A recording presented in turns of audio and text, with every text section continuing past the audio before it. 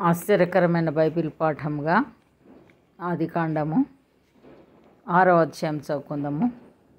నరులు భూమి మీద విస్తరింపనారంభించిన తరువాత కుమార్తెలు వారికి పుట్టినప్పుడు దేవుని కుమారులు నరుల కుమార్తెలు చక్కని వారని చూచి వారందరిలో తమకు మనస్సు వచ్చిన స్త్రీలను వివాహం చేసుకొనిరి. అప్పుడు యెహోవా, నా ఆత్మ నరులతో ఎల్లప్పుడూ వాదించదు, వారు తమ అక్రమ విషయంలో నరమాతృలై ఉన్నారు.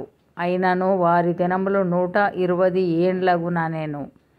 ఆ దినములలో నెఫీలులను వారు భూమి మీద నుండిరి, తరువాతను ఉండిరి.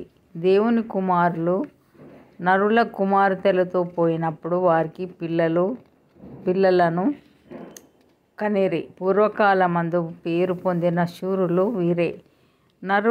నరుల చెడుతనము భూమి మీద గొప్పదనియు వారి హృదయము యొక్క తలంపులలోని ఊహ అంతయు ఎల్లప్పుడూ కేవలము చెడ్డదనియు యెహోవా చూచి తాను భూమి మీద నరులను చేసినందుకు యెహోవా సంతాపము నొంది తన హృదయంలో నొచ్చుకొనెను. అప్పుడు యెహోవా, నేను సృజించిన నరులను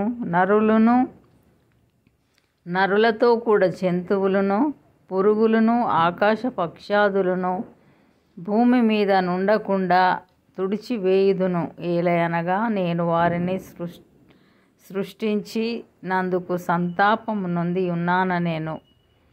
అయితే నోవాహు యెహోవా దృష్టి యందు కృప పొందినవాడాయెను. నోవాహు వంశావళి ఇదే. నోవాహు నీతిపరుడును తన తరములో నిందారహితుడునై ఉండెను. నోవాహు దేవునితో కూడా నడిచినవాడు. షేము, హాము, యాపే తన 3 కుమారులను నోవాహు కనెను.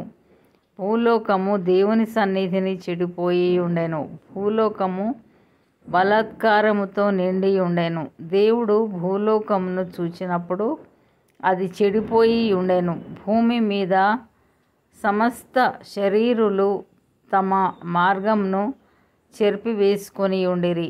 దేవుడు నోవాహుతో సమస్త శరీరుల మూలముగా భూమి బలాత్కారంతో నిండి ఉన్నది కనుక నా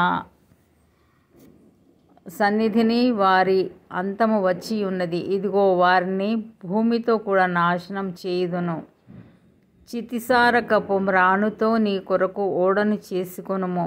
అరలు పెట్టి ఆ ఓడను చేసి లోపటను వెలుపటను దానికి కీలు పూయవలెను.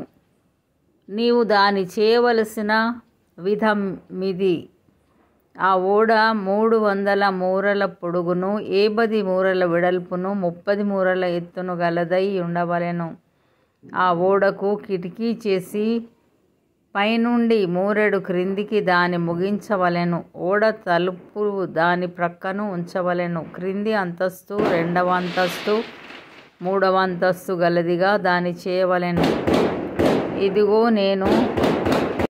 ఇదిగో నేనే జీవవాయువు గల సమస్త శరీరులను ఆకాశం క్రింద నుండకుండా నాశనం చేయుటకు భూమి మీదికి జల ప్రవాహం రప్పించుచున్నాను. లోకమందున్న సమస్తమును చనిపోవును. అయితే నీతో నా నిబంధన స్థిరపరచుదును. నీవు నీతో కూడా నీ కుమారులను, నీ భార్యయు, నీ కోడన్రును ఆ ఓడలో ప్రవేశింపవలెను. మరియు నీతో కూడా వాటిని బ్రతికించి ఉంచుకొనుటకు సమస్త జీవులలో అనగా సమస్త శరీరుల యొక్క ప్రతి జాతిలోనివి 2 చొప్పున నీవు ఓడలోనికి తేవలెను. వాటిలో మగదియు ఆడదియు నుండవలెను. నీవు వాటిని బ్రతికించి ఉంచుకొనుటకై వాటి జాతుల ప్రకారము పక్షులలోను, వాటి జాతుల ప్రకారము జంతువులలోను, వాటి జాతుల ప్రకారం నేలను ప్రాకు వాటన్నిటిలోనూ ప్రతి జాతిలో 2 చొప్పున నీ యొద్దకు అవి వచ్చును. మరియు తినుటకు నానా విధములైన ఆహార పదార్థములను కూర్చుకొని నీ దగ్గర ఉంచుకొనుము. అవి నీకును వాటికిని ఆహారమగునని చెప్పెను. నోవాహు అట్లు చేసెను. దేవుడు అతనికి ఆజ్ఞాపించిన ప్రకారం యావత్తు చేసెను. ఇంతటితో ఈ దినం కొరకైన బైబిల్ పాఠము సరి.